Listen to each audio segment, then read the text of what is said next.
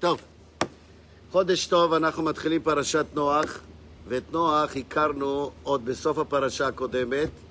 כמו שאת אברהם אבינו אנחנו נכיר בעזרת השם בסוף פרשת נוח. כבר התורה תספר לנו על אברהם אבינו. ופרשת נוח, שהוא התחיל, הזכרנו אותו בפרשה הקודמת, הוא בא על רקע של איזשהו הרבה מאוד פסוקים שחזרו על עצמם. אלה היו 10 דורות, מאדם עד נוח. ואתם יודעים, כל בעל קורא קרא את זה מהר, לא הסתבך, גם הטעמים אותו דבר. ויחי זה אחרי שהוליד את זה, ויולד בנים ובנות. ויחי קנען אחרי יולידו את זה, כך וכך, ויולד את זה, אחר כך ויולד את זה, ויחי כך וכך, ויולד בנים ובנות, ואין בנים ובנות. כל זה למה נאמר? למה אנחנו צריכים לזכור את כל הדורות? כדי להגיד לך, אחר כך תשים לב ליוצא דופן.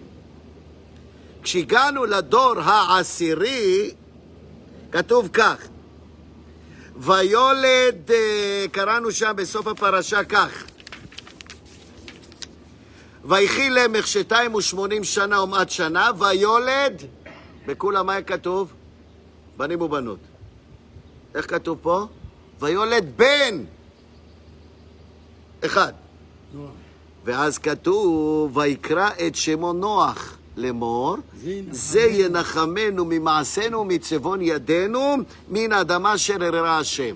הרי האדמה הזאת היא מקוללת.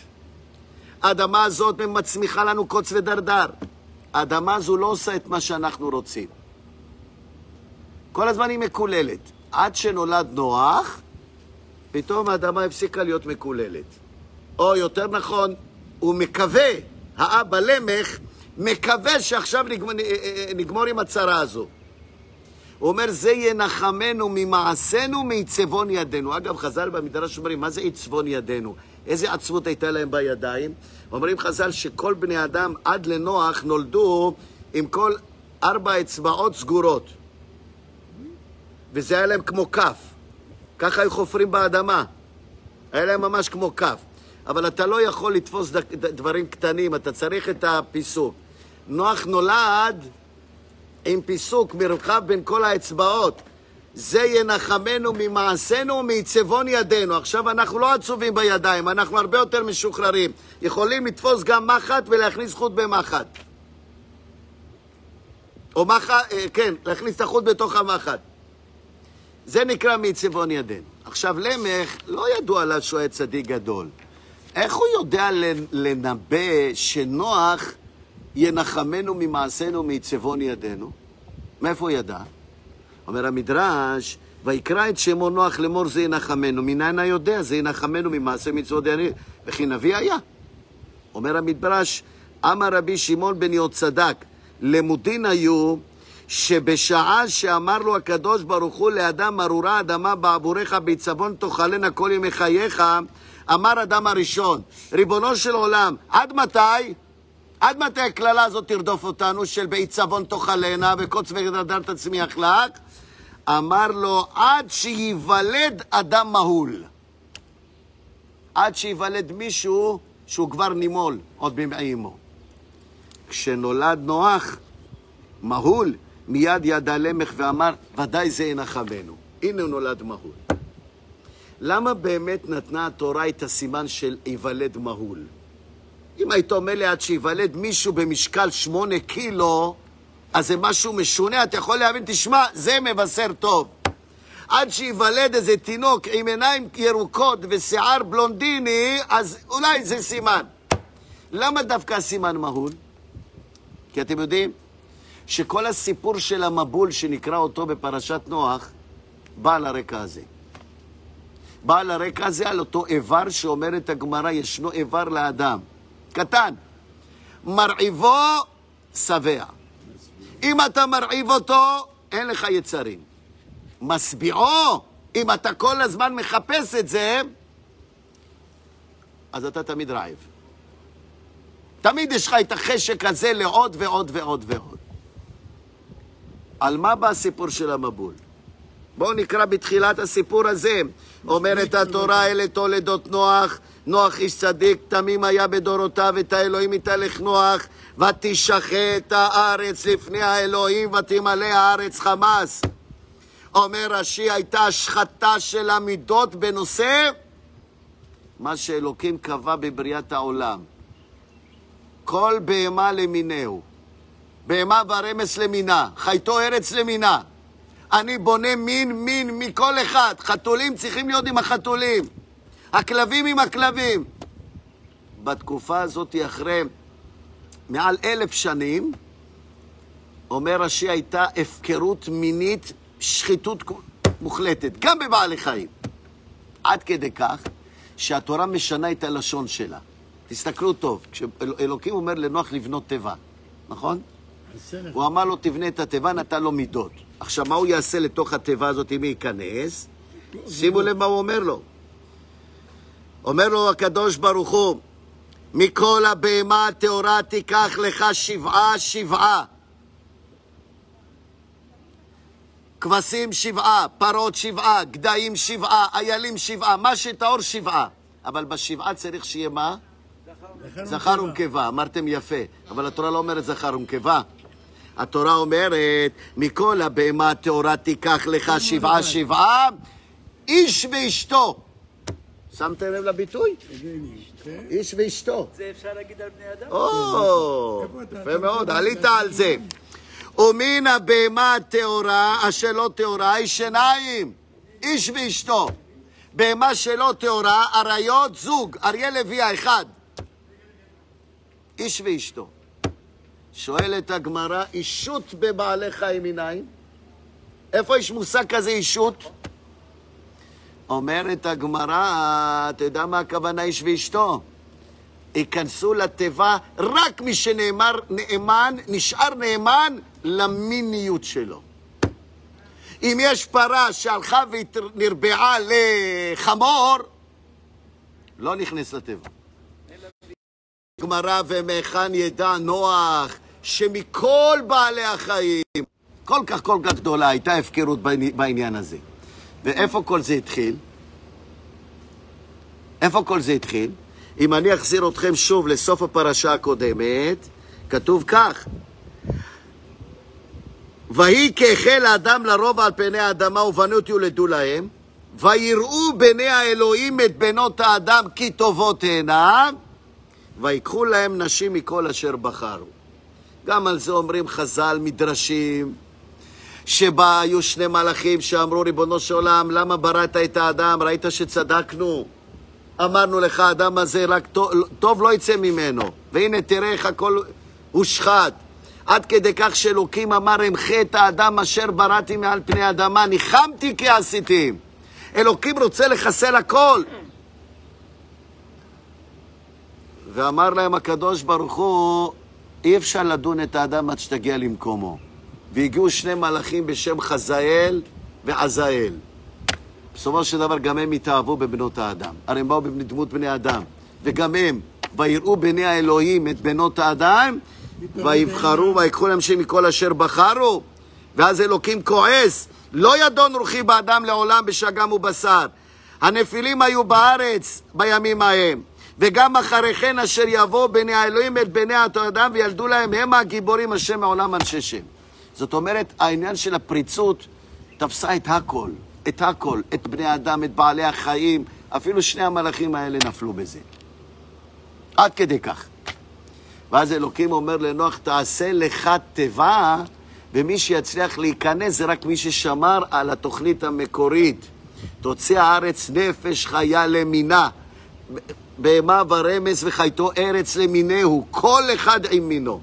מי שלא עמד בכלל הזה, הושמד, לא נכנס לטבע.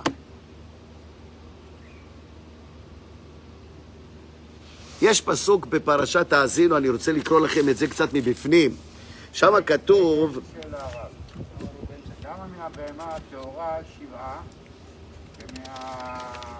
למה מהבהמה הטהורה 7 ומהבהמה אשר איננה טהורה? שים לב, התורה משתמשת בלשון עדינה, היא לא אומרת מהבהמה הטמאה. תלמד איך אומרים, צריך לדבר בלשון עדינה, אתה לא צריך להגיד לו, אתה שקרן. אתה לא אומר אמת. אתה לא מדייק, אתה לא אומר אמת, זה הרבה יותר קל. צריך להשתמש, גם כשאתה מתווכח עם מישהו, אתה צריך קצת להשתמש בלשון יותר עדינה, מה שנקרא, כן? אל תגיד לו, אתה מכוער, תגיד לו, אתה לא כל כך יפה. לא בדם מוקדם. כן, אתה לא מאוד מאוד יפה. אוקיי, לא משנה. אז שם כתוב כך. אומרת התורה, למען שפות ערבה את הצמאה. מכירים את הביטוי הזה? קראנו את זה בפרשת האזינו, לא האזינו, אלא פרשת ניצבים.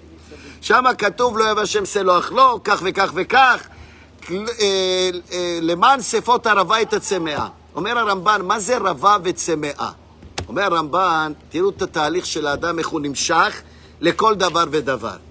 יש דברים שאני שבע, אני רבה. אדם שרבה לא מרגיש צמאו, נכון? יש עבירות שאני שבע בהם, בכלל לא נמשך. למשל, כשאני עובר ליד בנק מזרחי, אף פעם לא עולה לי בראש לפרוץ. כאילו, יש עבירות שאין לי חשק לעשות אותן. למה אני שבע בהם? אבל יש עבירות שאני ככה צמא.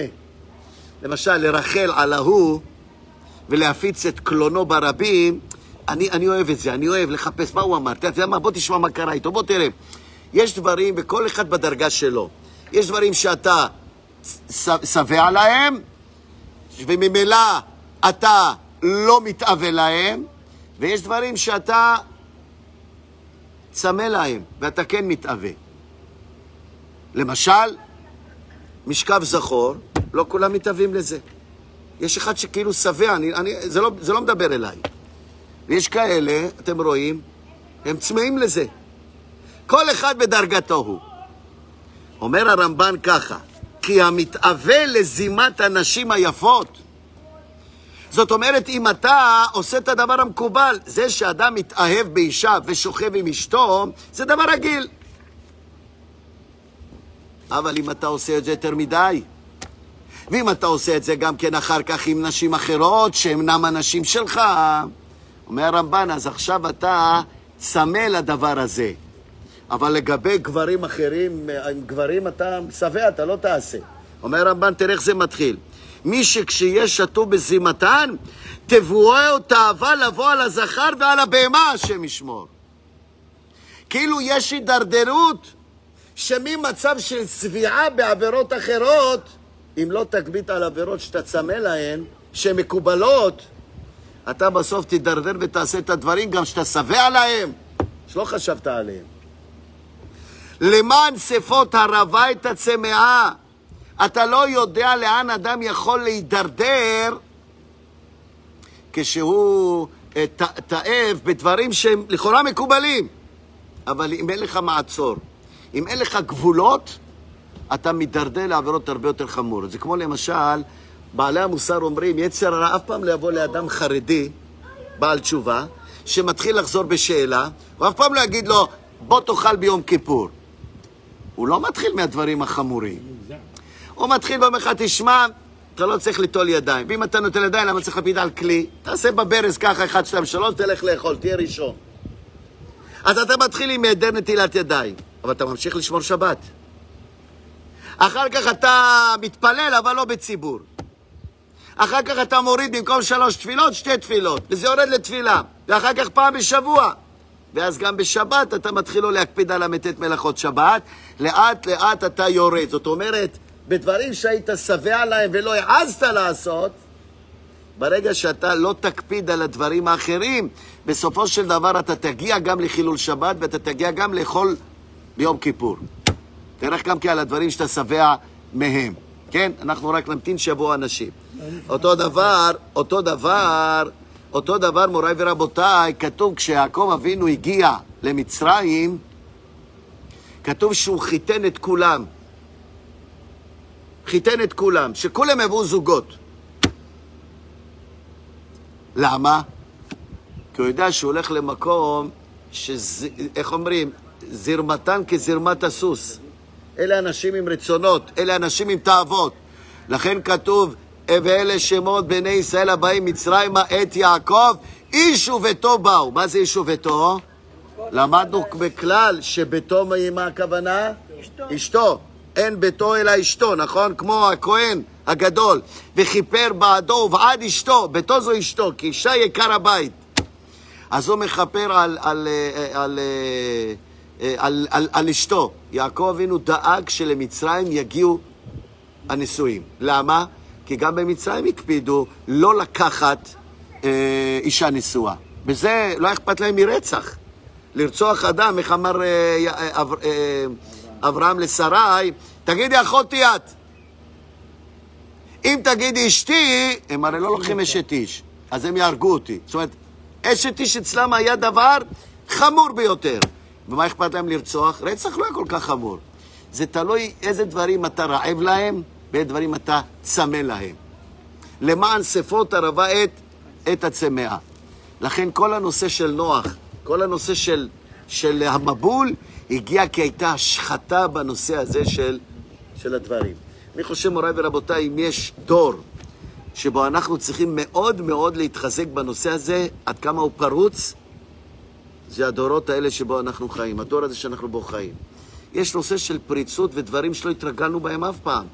פעם אנשים התלבשו עם בדים, היה בד על הגוף, היה משחוטים.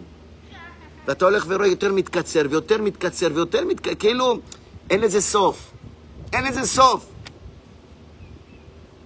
דברים מחרידים. ואתה בא ואומר, מתפלא, איך הגענו למצב הזה? הרי אם תעיר איזה אימא שנפטרה לפני 70 שנה, ותסתכל איך נראים בנות יהודיות, איך מסתובבות, הם יקראו קריאה. הם לא יודעים מה זה. אצלם זה היה עד כאן וסגור, כאן וזה עד למטה, וגם היו לובשות מכנסיים מתחת לסמלה. כדי שלא, איך אומרים, שתהיה צניעות אבל רצינית, עד הסוף. כדי להבין, זה היה התקופה של נוח. והתורה שינתה איש ואשתו, כדי להגיד לך, גם בבעלי חיים, צריך להגיע לדרגה של מין, של רק מאותו מין.